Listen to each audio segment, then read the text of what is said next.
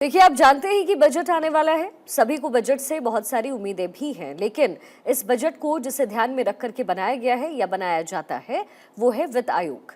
आज हम आपको वित्त आयोग की एबीसीडी समझाएंगे।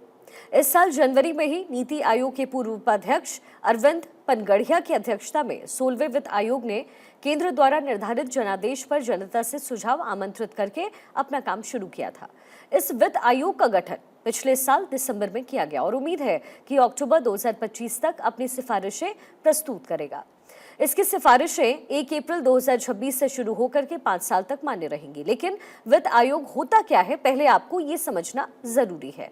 वित्त आयोग एक संवैधानिक निकाय है। आयोग का गठन आमतौर पर हर 5 साल में किया जाता है, जिसका गठन केंद्र राज्य वित्तीय संबंधों पर सुझाव देने के लिए किया जाता है। केंद्रीय वित्त आयोग द्वारा दिए गए सुझावों को लागू करने के लिए केंद्र कानूनी रूप से बाध्य नहीं है, लेकिन केंद्र इसकी बात को ही मानकर अपनी योजनाएं बनाता है। केंद्र को अपनी सिफारिशें देने में आमतौर पर कुछ साल लगते हैं।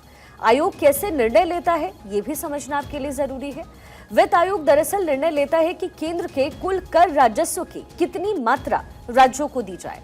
फंड्स का डिस्ट्रीब्यूशन आयोग द्वारा बनाए फॉर्मूले के आधार पर तय किया जाता है, जो राज्य की जनसंख्या, fertility level, income level, geography आदि को ध्यान में रखा जाता है। पंचायतों और नगर पालिकाओं के संसाधनों को पूरा करने के लिए राज्यों के वित्त में सुधार के उपाय भी बताता है। हालांकि निधियों का जो हस्तांतरण है वो किसी ऐसे ऑब्जेक्टिव फॉर्मूले पर आधारित नहीं है। फिर भी पिछले कुछ वित्त आयोगों ने राज्यों को टैक्स राजस्व के अधिक वर्टिकल ट्रांसफर की सिफारिशें की।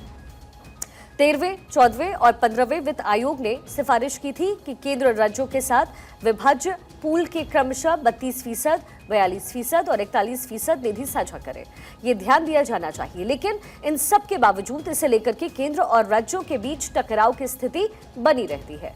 टैक्स रेवेन्यू के बंटवारे के मुद्दे पर केंद्र और राज्य आपस में भिड़े हुए हैं।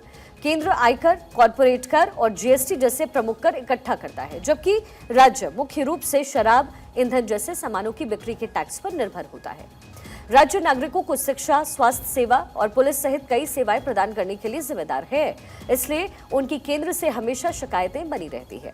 ऐसी शिकायतें भी आती हैं कि केंद्र ने राज्यों की टैक्स इकट्ठा करने की शक्ति को कम कर दिया है और इस वजह से राज्यों को उनकी जिम्मेदारियों को निभाने के लिए पर्याप्त धन नहीं मिलता। अब दोनों में क्या क्या असहमतियां हैं जिन वजह से बात नहीं बन पाती, वो भी आपको समझाते हैं। दरअसल राज्य और केंद्र अक्सर इस बात पर असहमत होते हैं कि कुल कर आय का कितना प्रतिशत राज्यों को जाना चाहिए और इस धनराशि का वास्तविक डिस्ट्रीब्यूशन कैसे किया जाए। राज्यों का तर्क है कि उन्हें वित्त आयोग द्वारा रिकमेंडेड राशि से अधिक धनराशि मिलनी चाहिए, क्योंकि उनके पास केंद्र की तुलना में अधिक जिम्मेदारियां हैं। राज्यों का कहना है कि केंद्र वित्त आयोग द्वारा रिकमेंडेड राशि भी साझा नहीं करता है। कर्नाटक और तमिलनाडु जैसे अधिक विकसित राज्यों ने भी शिकायत की है कि उन्हें केंद्र से करों के रूप में दिए जाने वाले योगदान से कम पैसे मिलते हैं। उदाहरण के लिए तमिलनाडु को केंद्र के खजाने में राज्य द्वारा दिए गए प्रत्येक रुपए के लिए केवल 29 पैसे मिले, जबकि बिहार को इसके द्वारा दिए गए प्रत्येक रुपए में से 7 रुपए से अधिक मिले।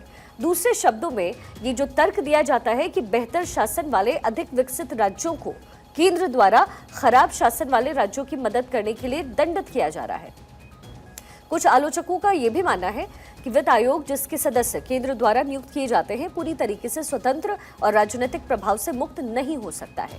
16वें वित्तीय आयोग में से भी अपेक्षा की जाती है कि वो पंचायतों और नगर पालिकाओं जैसे स्थानीय निकाय के राजस्व को बढ़ाने के तरीकों की सिफारिश करे।